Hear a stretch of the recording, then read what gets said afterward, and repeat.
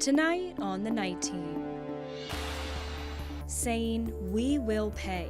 A new video was released today from Savannah Guthrie and her family as they continue to search for their mother, Nancy. We beg you now to return our mother to us so that we can celebrate with her. Plus, the election for Clark County Sheriff is heating up. Tonight, we're hearing from some of the candidates who want to replace Scotty Maples, and one thing they all agree on. We have had some what I call fractures. Well, we need to rebuild public trust. I want the people of Clark County to trust their sheriff department again, be proud of it. And later, a Make-A-Wish miracle. What is it like to see the players today? Great. I feel special. How a group of kids' Super Bowl dreams came true. Right now on the WHAS11 Night Team.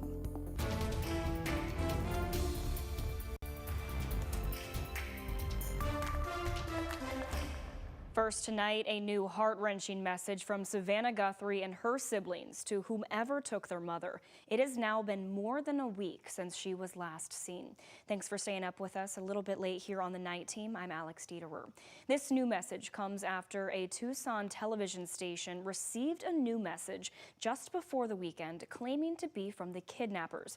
The station said the message contains something the senders seem to think will prove to investigators they're the same people who sent the first note, which demanded Bitcoin and included 2 deadlines. The first deadline has come and gone. The second is in just 2 days. The FBI and Pima County Sheriff's Department said investigators are actively inspecting the information provided in the message for its authenticity. Here is the video posted by Savannah Guthrie just a few hours earlier. Take a listen. We received your message and we understand. We beg you now to return our mother to us so that we can celebrate with her. This is the only way we will have peace. This is very valuable to us, and we will pay. Investigators were seen towing a car from the residence overnight following another thorough search of Nancy's home. President Trump suggested he expects something definitive from the investigation soon. But so far, investigators have not named any suspects in Nancy Guthrie's disappearance.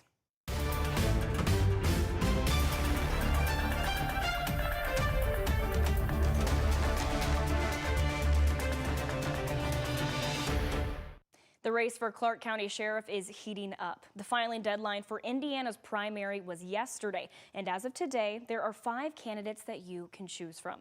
So in the race right now is former Jeffersonville Sheriff Kenny Cavanaugh and incumbent Scotty Maples on the Republican side. Maples filed for re-election on January 8th, saying on Facebook, quote, "It has been an honor to lead this department the past 3 years."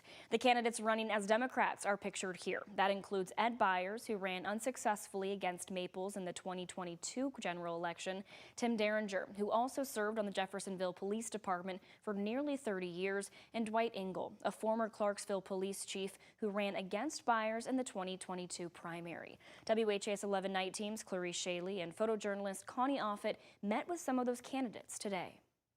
5 candidates are eyeing the position of the next Clark County Sheriff, 2 of which are former Jeffersonville police chiefs. When thinking about the Clark County Sheriff's Office, I'm a taxpayer here in Clark County, and I do not like the situation and circumstances. I need to then do what is necessary and appropriate and come forward. Kenny Cavanaugh says he wants to bring his experience to the table. The former Jeffersonville police chief stepped down from his role in August last year after serving as chief for 10 years. Cavanaugh filed as a Republican for Clark County Sheriff right before the state deadline on Friday. I do believe, and I believe there's a lot of voters in Clark County within reason that there needs to be a change. Tim Derringer has been retired from law enforcement for 6 years after years of service. I was asked to run for sheriff about a year and a half ago by the Democratic Party. And that's exactly what he's doing. Derringer served as Jeffersonville police chief from 2008 to 2012. I want to lead by an example.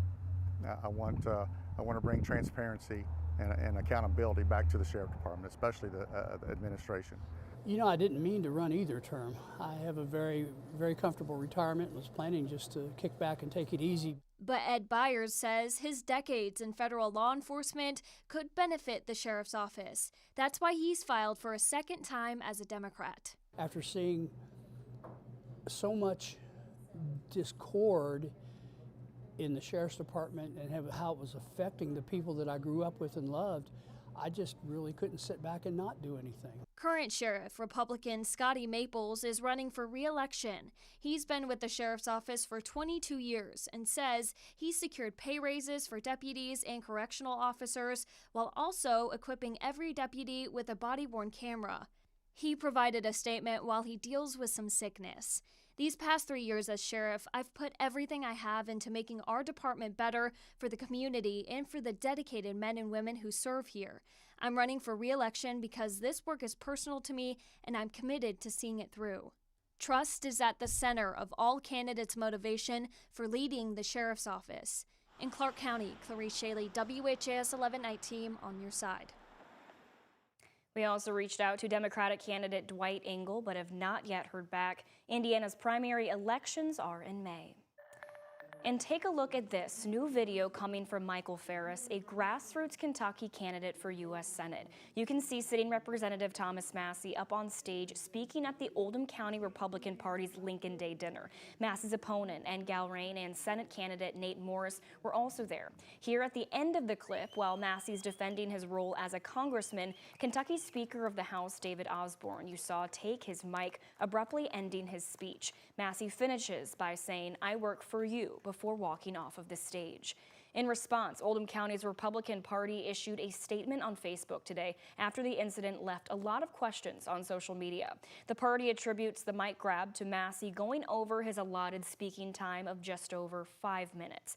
They said in part, quote, "Every candidate for office was held to the same standard and no one was given any preferential treatment regardless of political alignments. We owe it to our organizers and our supporters to run an efficient event that respects their time and lets them hear from all of the candidates."